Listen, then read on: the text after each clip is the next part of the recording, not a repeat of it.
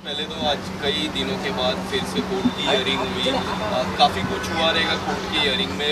पहले तो आज की पूरे दिन की कोर्ट की हियरिंग मैं जानना चाहूँगा कि किस तरह से कोर्ट की हियरिंग हुई, उनके वकील की तरफ से क्या कुछ नई पेशकश हुई।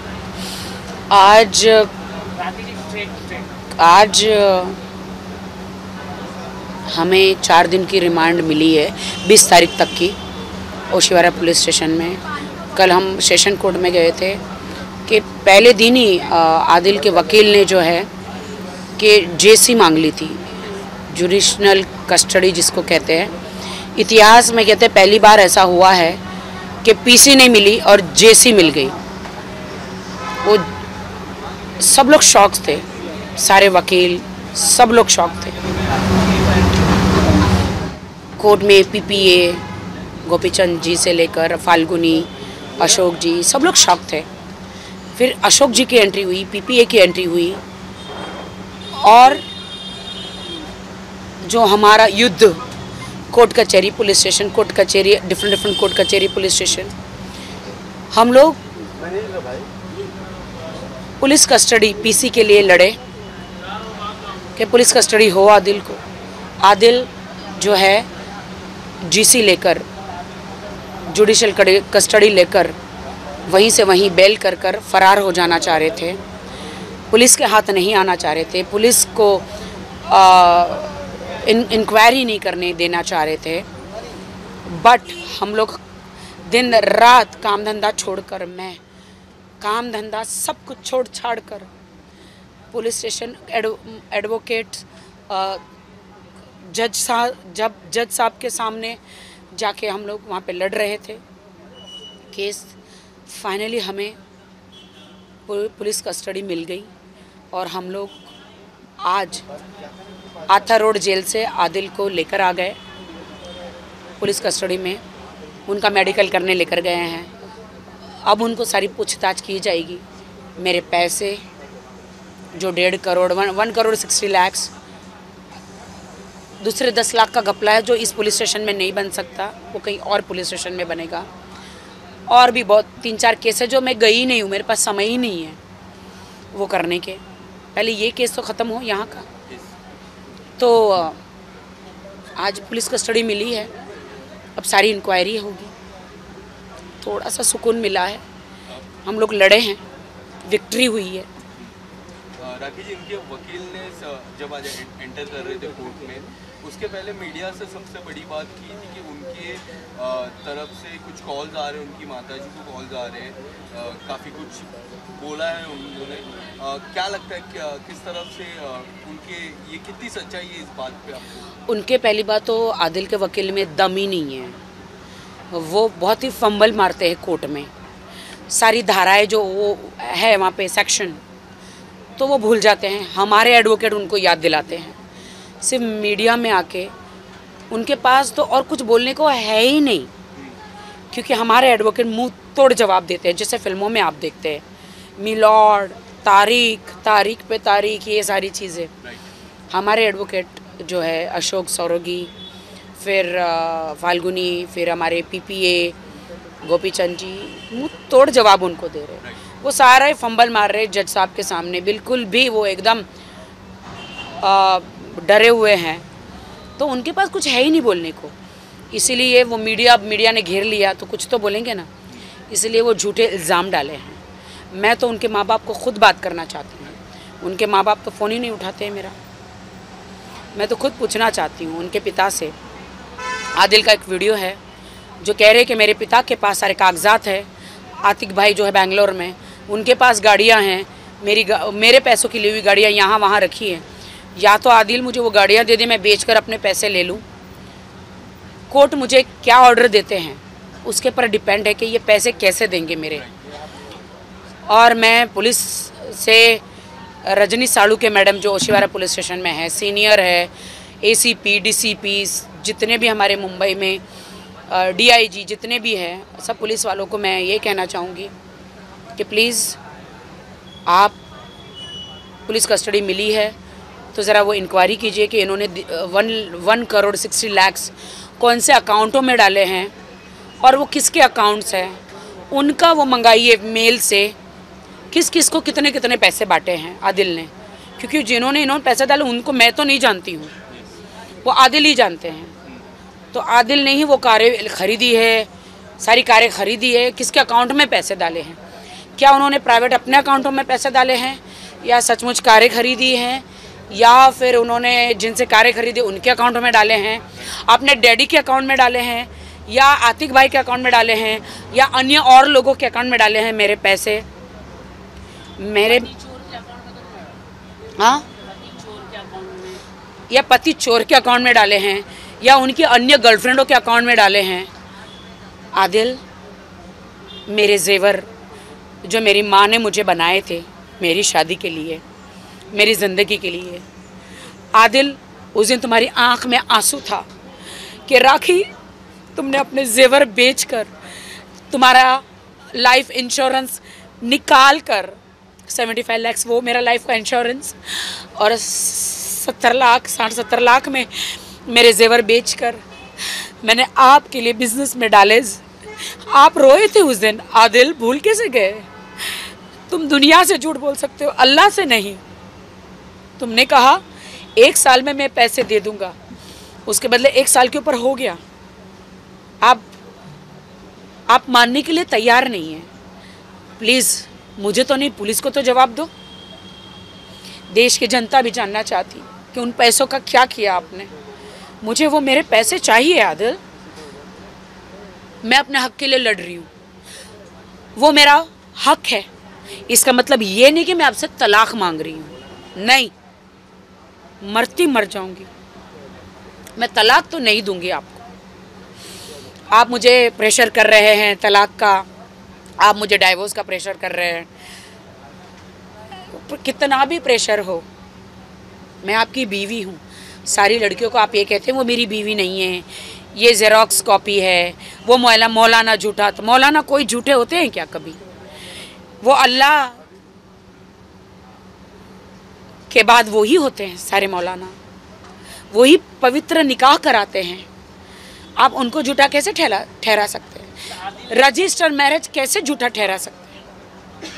आदिल ने ऐसा किया, बोला कि मौलाना झूठा है, क्या बोला आदिल ने? वो रिकॉर्डिंग है मेरे पास, वो पति चोर की, जो पति चोर लड़की है ना, जो सबके पति चुराती है, मेरा भी चुराया, मेरा भी घर तोड़ा, वो पति चोर जो है, उसका टाइटल मैंने दिया। उसका नाम इस्तेमाल करने में मुझे घिन आती है उस लड़की का। उसको तो और भी लड़के मिल जाते हैं, कुंवारे शादीशुदा की ज़िंदगी में आके उसे मेरा ही पति मिला, क्योंकि मेरे पति का नाम मैंने इतना बड़ा कर दिया था, घर घर में उसको लोग लाइक करने लग गए थे आदिल को। वो हम लोग फिल्में बना रहे थे, उसके लिए वीडियो बनाया था, उसकी भी 2-4 फिल्में बनने वाली थी, हम कर रहे थे। उसको ऐसा लगा कि आदिल एक अच्छा हाथ है, मैं मार लूँ। उसने बहुत सारे लोगों के घर में हाथ मारे, जूस में पिला के, पति चोर ने जूस में पिला के बेहोश कर दिया। वो आदमी लोग ने मुझे कहा है, एक मोहित जी करके हैं, जूस में पिला के फिर उनके अश्लील वीडियो बना के उनकी बीवियों से ब्लैकमेल करके 10 करोड़ 20 करोड़ 30 करोड़ कमाए हैं पति चोर ने। उसी से फ्लैट लिए हैं इंपीरियल हाइट्स में, इंदौर में, यहाँ वहाँ, BMW, रेंज रोवर, बड़ी गाड़ियाँ लेकर घूम रहे हैं। शर्म आनी चाहिए आपको, मेहनत से कमाई है। किसी के पति को, मुझे डर लग रहा है, क्या आदिल इसके साथ पार्टी में जाता था? क्या आदिल को भी ऐसे ब्लैकमेल किया है? क्या आदिल के भी ड्रिंक में ऐसा कुछ मिला के पिला दिया है? क्या आदिल के भी इनके साथ ऐसे कुछ वीडियो हैं? तो इसलिए आदिल इसको सपोर्ट कर रहे थे, मुझे छोड़ रहे थे, मुझे भी नहीं पता है कुछ। आज मैंने देखा जब आदिल आए थे, आदिल कई दिन पहले एक और बार आए थे पुलिस स्टेशन में, उन्होंने अलग कपड़े पहने थे, आज अलग कपड़े पहने थे। जिस तरह देख रहे पूरे मुंबई में सिर्फ आप ही उनको जानते हो, मैसूर से पूरे मुंबई में देखिए, गए तो पीले शर्ट में थे, उनको किसी ने कपड़े नहीं पहुंचाए। तो पति चोर जो कपड़े भी पहुंचा रही है, बहुत सारी चीज़ें पहुंचा रही है। हाँ, दूसरों के पतियों के ब्लैकमेल किए हुए पैसे जो है मेरे पति पे उड़ा रही है। उसे ऐसा लगता है कि ये छुट के आएगा और मुझसे शादी करेगा। कल हमने प्रेस कॉन्फ्रेंस में देखी आपने शर्लीन, और मैं देखती हूँ आप कैसे शादी करती हो, क्योंकि मैं शादीशुदा हूँ अभी। और आदिल से शादी करना इतना आसान नहीं है। आदिल कितना भी कहे मैं मुसलमान हूँ, मैं 4 शादियाँ करूँगी, ना, मुस्लिम लोग भी इतना इजाज़त नहीं देते। हाँ, आप सिर्फ निकाह करते तो आप मुझे तलाक दे सकते थे, लेकिन सल्यूट करती हूँ, धन्यवाद मोदी जी, आप जुग जुग जियो मोदी जी। देश की सारी महिलाएं, मैं आपके चरण छूती हूँ मोदी जी। सारी महिलाएं, मुसलमान महिलाएं आपको सलाम करती है कि आपने वो 3 तलाक का जो निकाला है कानून, उसके लिए हम आपके शुक्रगुजार हैं। मुझे नहीं पता कि 3 तलाक का जो कानून मुझे भी एक दिन लागू पड़ जाएगा, मुझे नहीं पता था। अगर मेरे पति ने ऐसा मेरे साथ किया तो फिर से वो एक केस बनेगा। तो बेहतर है मेरा पति मुझे तलाक ना दे। मेरा रजिस्टर मैरिज भी है, ना कोर्ट से दे और ना 3 तलाक मेरे सामने कभी यूज़ भी ना करे ये शब्द। तो ये पति चोर जो है लड़की, मैं कह देना चाहती हूँ कि तुम भूल जाओ मेरे पति से शादी करने के लिए। राखी जी, एक आखिरी सवाल होगा मेरा। जिस तरह आपने कल देखा शर्लिन और आपकी दोस्ती हुई, कई महीनों पहले आप लोगों का केस था, उसमें भी एक केस हुआ था आप जेल में गए थे, एंड अभी भी एक केस चल रहा है। पूछताछ। कौन जेल में गया था भाई? आपको जेल से पूछताछ के लिए बुलाया था। पूछताछ के लिए जेल से? Amoli police station. नहीं, अम्बोली पुलिस स्टेशन से पूछताछ के लिए बुलाया था। लोगों का कल आप जिस तरह दोस्ती हुई, लोगों का कहना है कि आप माफ़ कर दिए शर्लिन को, इसी तरह आदिल को भी इन फ्यूचर आप माफ़ करने वाले हो? शर्लिन का मेरा इतना बड़ा केस नहीं है। शर्लिन मेरी बहुत पहले से फ्रेंड थी। शर्लिन, देखिए, मैं 10-10 कोर्ट घूम नहीं सकती हूँ ना। तो शर्लिन आदिल को भाई बना के एक इंटरव्यू कर रही थी, तो मैंने शर्लिन को बताया, शर्लिन हम पुराने दोस्त हैं। उनके घर पे, उनके बंगले पे गई, उनको कहा शर्लिन एक काम करो, पहले मेरे मोबाइल में ना आप सब देख लो आदिल ने क्या किया है मेरे साथ, फिर आप अपना आदिल को सपोर्ट करो या उसको आप डिसीजन अपना ले सकती हो। आप एक लड़की हो, आपको अधिकार है अगर आपने आदिल को भाई बोला है तो शर्लिन ने सब वीडियो ऑडियो सब देखा, वो शॉक हो गए, उनके रोंगटे खड़े हो गए। मैं तो कि उसके आँख से आंसू भी गिरे कि राखी तुम्हारे साथ ऐसा होता है तो एक आम लड़की के साथ क्या होता होगा, उसने क्या किया होगा। जो धारा 376 की भी जो मैसूर से लगी हैं रेप केस की, और भी अन्य लड़कियां जो बाहर नहीं आ रही है, मैं आपको कहती हूँ, आज वादा करती हूँ, ये पति चोर भी एक दिन आदिल पे केस करेगी। आज वो मीठा मीठा बोल रही है, जेल में कपड़े पता नहीं क्या क्या पहुँचा रही है, वकीलों को पैसे दे रही है, उसको उम्मीद है कि आदिल उसे शादी करेगा। नहीं करेगा। आदिल मेरा पति है। हाँ, मैं उसके खिलाफ कोर्ट में गई हूँ बहुत सारी चीज़ों की वजह से, क्योंकि उन्होंने मेरे साथ अन्याय किया था, और मैं हमेशा उनकी पत्नी रहूँ। आप भूल जाइए।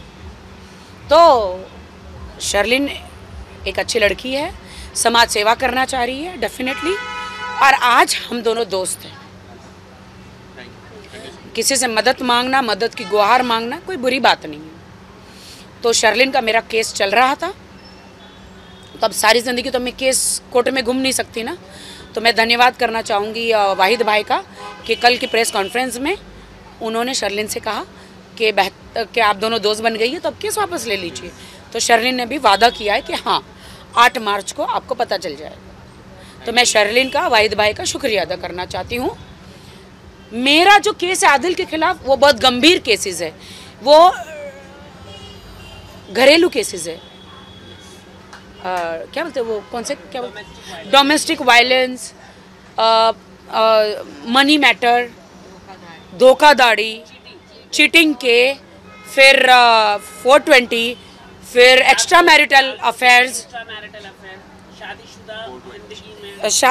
वही शादीशुदा ज़िंदगी में बीवी को मारना, बीवी होते हुए भी बाहर एक्स्ट्रा मैरिटल अफेयर्स करना, बीवी के माँ के जेवर जो उसकी माँ रही नहीं है, वो बीवी की पूंजी है, वो और वो दूसरी लड़कियों को दे देना। मेरे बहुत सारे केसेस हैं, 2-4 केसेस तो अभी मैंने किए नहीं हैं, उसके लिए मेरे पास वक्त नहीं है, पहले इससे निपट लूँ। बहुत बहुत शुक्रिया आप सबका। बाद शायद उनकी कस्टडी ख़त्म होगी और शायद मैसूर पुलिस वापस आके उनको लेकर जाएगी। मुझे नहीं पता है ये, मुझे ऐसा लगता है। आपको लगता है अगर मैसूर पुलिस देखी जाएगी तो केस भी थोड़ा बन जाएगी कि यहाँ की मीडिया कवर करती है, वहाँ पे मतलब कवर नहीं कर पाएगी? मुझे लगता है कि कर्नाटका की मीडिया भी नंबर 1 होगी। हालांकि मैं कन्नड़ा नहीं समझती हूँ, बट वहाँ की मीडिया भी डेफिनेटली अच्छी होगी। और वैसे तो आप लोग तो हो ही ना, मैं तो अगर मैं वहाँ पे जाऊँगी तो आप लोग तो हैं ही ना, वहाँ से मैं आप लोग के साथ लाइव करूँगी और क्या। Thank you. शुक्रिया। आ जाएगा।